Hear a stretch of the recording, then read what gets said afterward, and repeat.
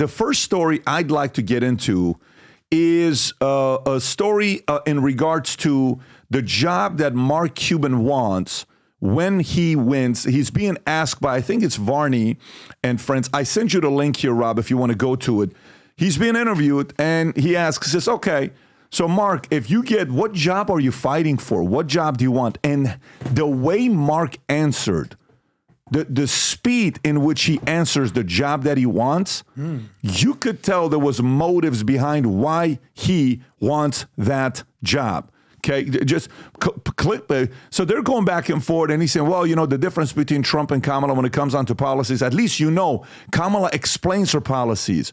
You know nothing about Trump's policies. I'm like, wait, what did he just say? But we won't get to that part. Just watch to see with the job, and then we're going to go somewhere with this. Go ahead. I ask you, Mark, whether you would entertain being Neil Treasury Cavuto. Secretary, Commerce Secretary in a Harris Head of the administration. SEC. Boom. Head of the SEC. That's the job I would take. Donald Trump, being the socialist that he is, had to beat Bernie. So Donald Trump went out and recommended Rob. that interest rate caps I thought it was be a longer one. So go back to see what he's. Okay, just watch it again on what he says. He wants to be the head of SEC. Mm-hmm. Press it. But I ask you, Mark, whether you would entertain Look how being quickly he answers a Treasury the job. Secretary, Commerce Secretary in a Harris Head of the administration. SEC. Well, he didn't let him finish. He didn't even let him finish. Look at the smile on his face. Okay, you can pause it right there. Okay, pause it right there.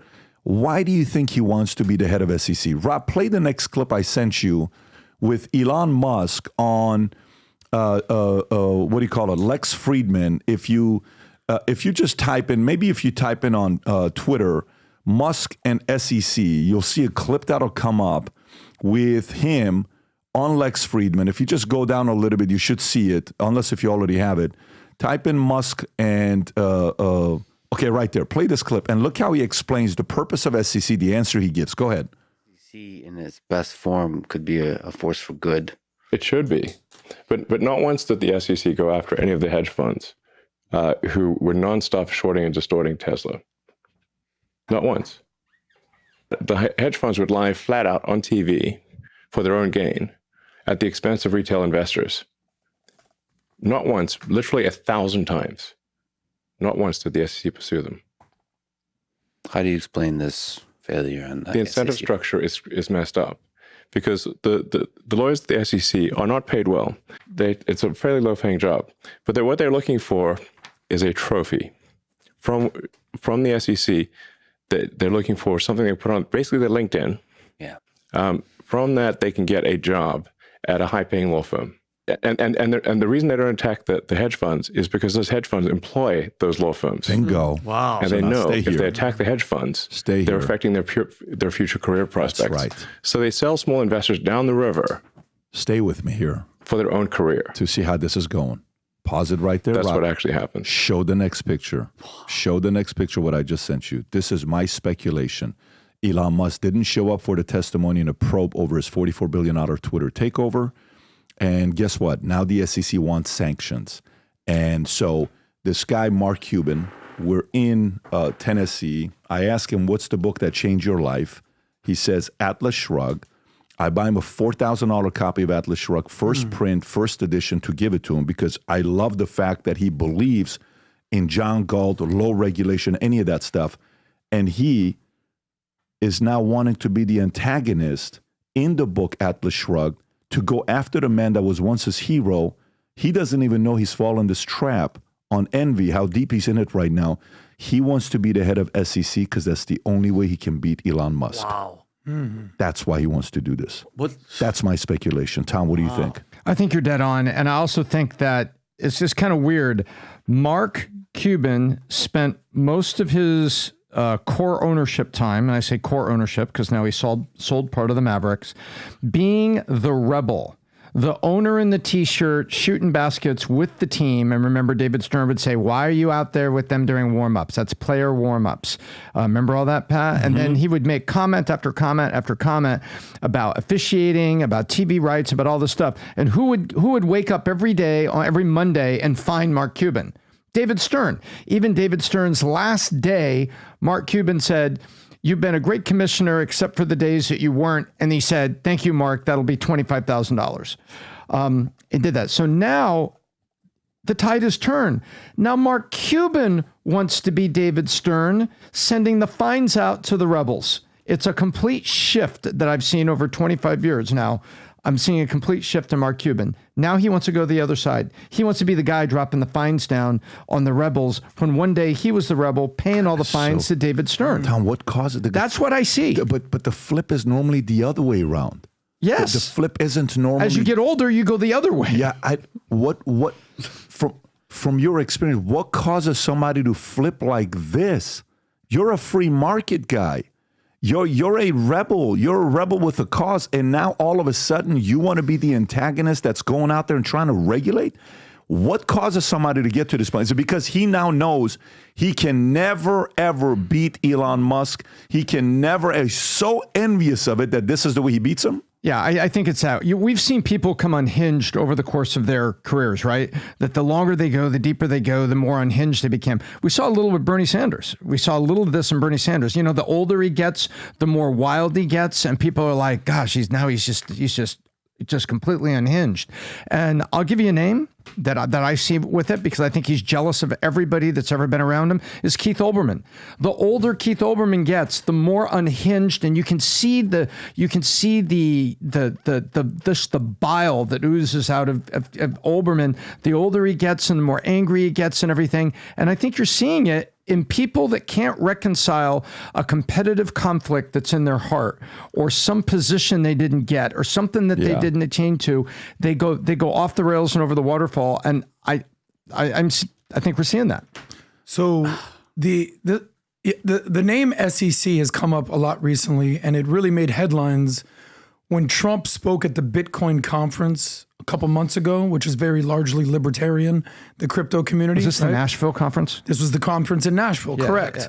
And Trump, like the showman he is, it was like, I'm going to fire the head of the SEC. The crowd went crazy. Who's the head of the SEC? Gary Gensler, right?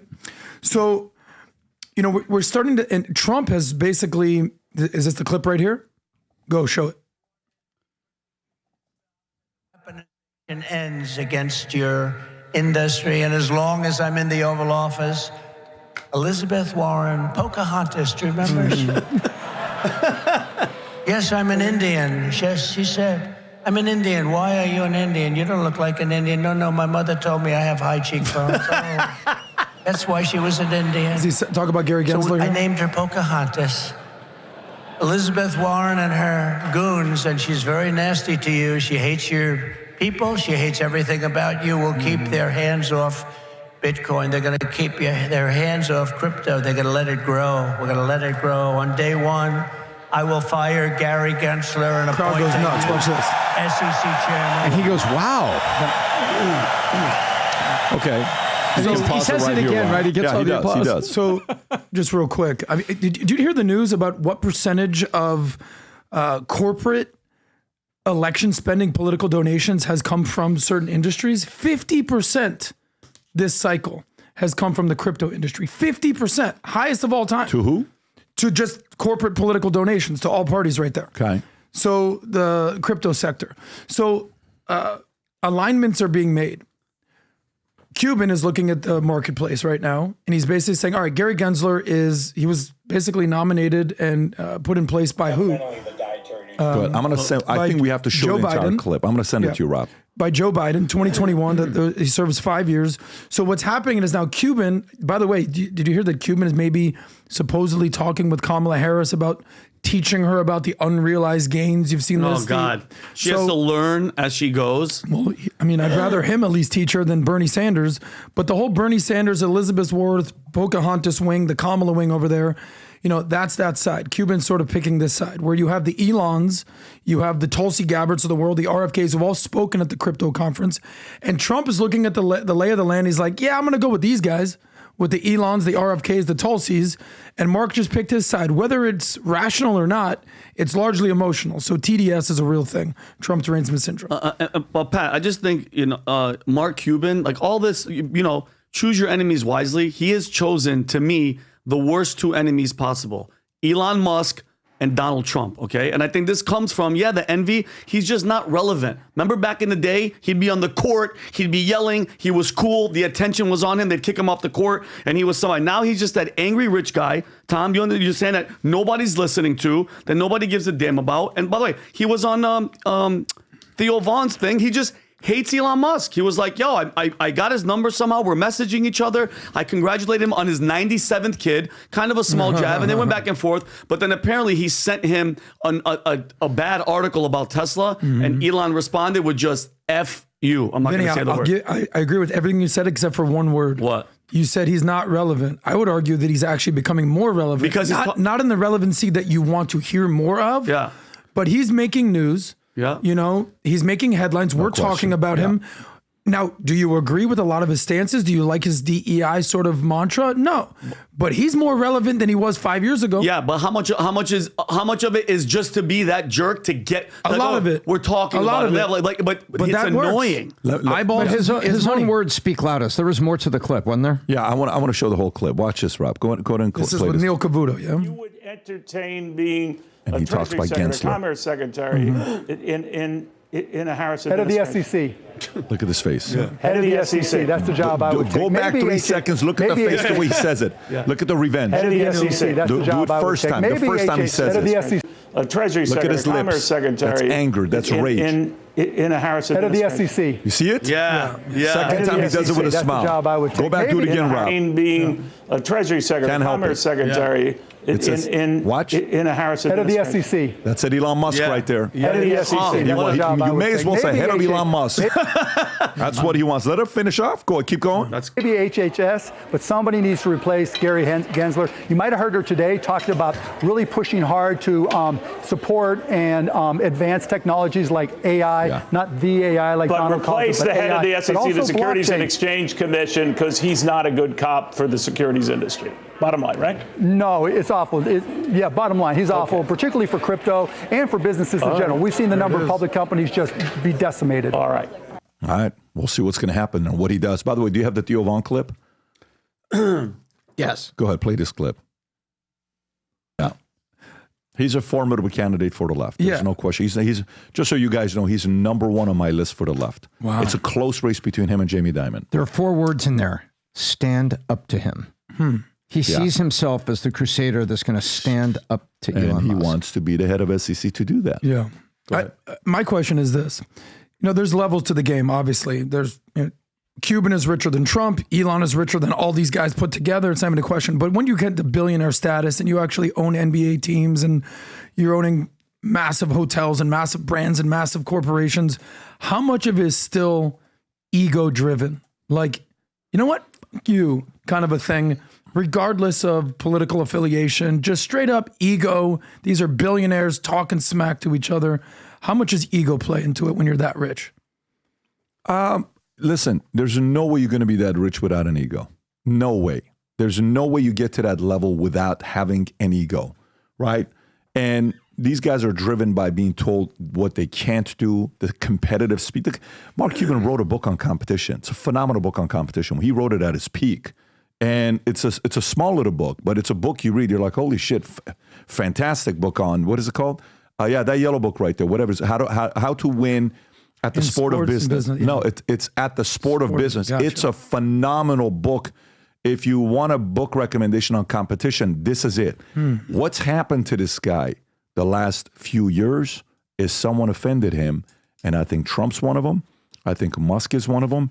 And I think he is choosing the wrong enemies, unless if he wants to be a Democratic president, which I think he could easily be the Democratic president. A lot of stuff's going to come out for him. By the way, he's got a lot of skeletons. A lot of skeletons. He had to pay somebody $10 million for the stuff that happened. And with the Mavericks, right? Yeah, we remember those stories. Yeah, so he had to hire a black president for the Dallas Mavericks that just a DEI hire. He had to do certain things, female.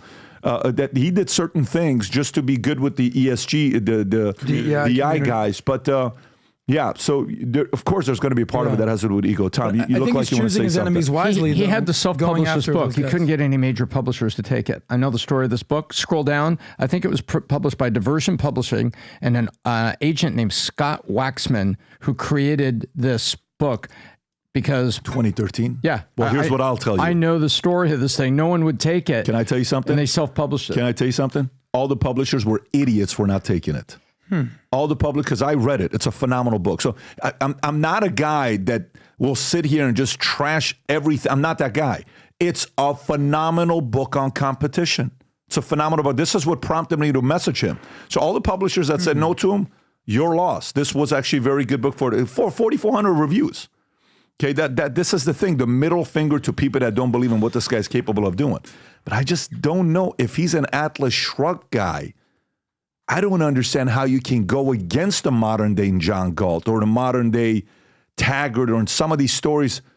It's confusing where he's at, but anyways, we'll go. Adam, were you going somewhere, or that was the question that you had? No, I just wanted to understand what you think this was, because I think he is choosing his enemies wisely, because if you're going to basically say that he's the leading candidate for 2028, assuming that Kamala is not going to be the president, we'll see about that. Let's talk about a couple things with a recent fiction book that I just wrapped up. 13 and a half years I've been working on this book that was just released. The Academy. The other day I'm at Dylan's soccer practice. Guy pulls up. He's like, I'm on chapter 5. I can't even put the book down. I'm in a section with the story. I mean, the part that a lot of people are messaging me is the interview with Hitler in the book that you have to read on what he says on control a society and a country. He gives the strategy on how he did it. He's saying if somebody wanted to destroy a country today, how would you go about doing it? There's an interview process in a vault at the Academy. That section alone, I just can't. Again, I'm reading all the reviews that people are posting. Some of the people on the review on Amazon are saying, there's no way PBD wrote this book. How could he write a book like this with fiction? His background is a business. You have no idea how big of a compliment that is for me. I appreciate it when you say stuff like that, because the people that have been with me for 13 and a half years know how many times I asked them to read this book. How many times? Look at Tom Small on his face.